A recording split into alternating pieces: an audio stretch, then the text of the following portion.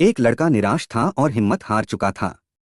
तभी एक संत ने उसे समझाया निराशा से कैसे बचना चाहिए। कोरोना महामारी की वजह से पिछले 4 साल में काफी लोगों का जीवन पूरी तरह बदल गया है। बहुत से लोगों के अपने घर परिवार के लोग कोरोना की वजह से इस दुनिया में नहीं हैं। कुछ लोगों की नौकरी नहीं रही, किसी का व्यापार खत्म हो गया। अब धीरे धीरे हालात सामान्य हो रहे हैं, लेकिन फिर काफी लोग निराशा का सामना कर रहे हैं। निराशा से कैसे बच सकते हैं, इस संबंध में एक लोक कथा प्रचलित है। एक लड़का हिम्मत हार गया था और अपने जीवन से ही निराश हो गया था। वह आत्महत्या करना चाहता था, लेकिन तभी उसे एक संत मिले और संत ने उस लड़के की सोच बदल दी। चलिए कहानी शुरू करते हैं। एक लड़का घर परिवार और धन संबंधी समस्याओं से लड़ते लड़ते थक गया था। उसकी उम्र ज्यादा नहीं थी, लेकिन वह रोज रोज के विवादों से तंग हो गया था। एक दिन हिम्मत हारकर वह आत्महत्या करने के लिए निकल पड़ा। चलते चलते एक जंगल में पहुंच गया। जंगल में काफी दूर चलने के बाद भी उसका मन शांत नहीं हुआ। जंगल बहुत ही घना था, वहां जंगली जानवरों का भी खतरा था। तभी उसे एक छोटी सी झोपड़ी दिखाई दी। लड़के ने सोचा कि इस घने जंगल में झोपड़ी बनाकर कौन रह रहा है। अपनी जिज्ञासा शांत करने के लिए वह लड़का झोपड़ी की ओर बढ़ने लगा।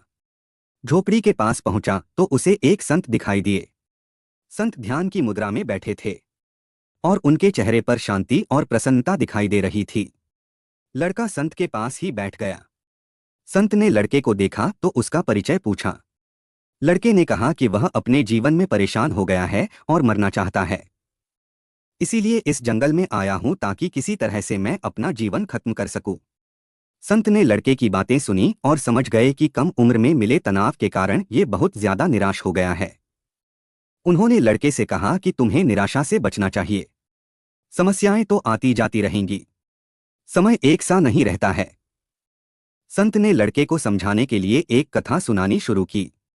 संत बोले, एक छोटे बच्चे ने एक दिन अपने घर में बांस का और एक कैक्टस का पौधा अपने घर के आंगन में लगाया।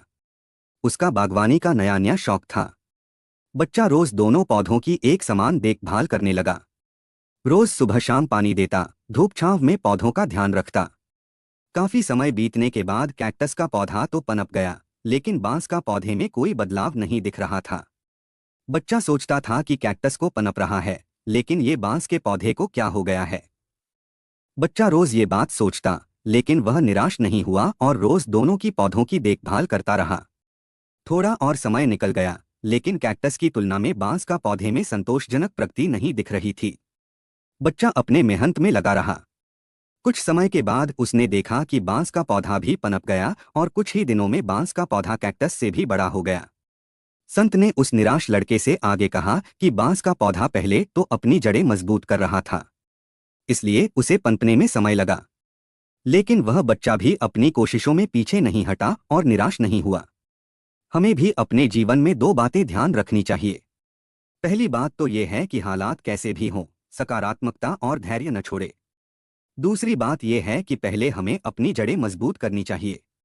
अगर हमारा आधार मजबूत होगा तो हमारा काम तेजी से आगे बढ़ेगा।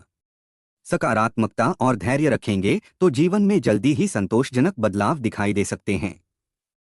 इस कहानी को सुनने के बाद लड़के की निराशा खत्म हो गई।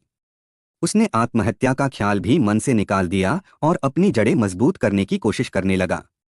दोस्तों, आपको कहानी कैसी लगी कमेंट में जरूर बताएं। पसंद आए तो लाइक, शेयर और चैनल को सब्सक्राइब करना बिल्कुल ना भूलें। मिलते हैं अगले वीडियो में, तब तक के लिए खुश रहे, मस्त रहे। धन्यवाद।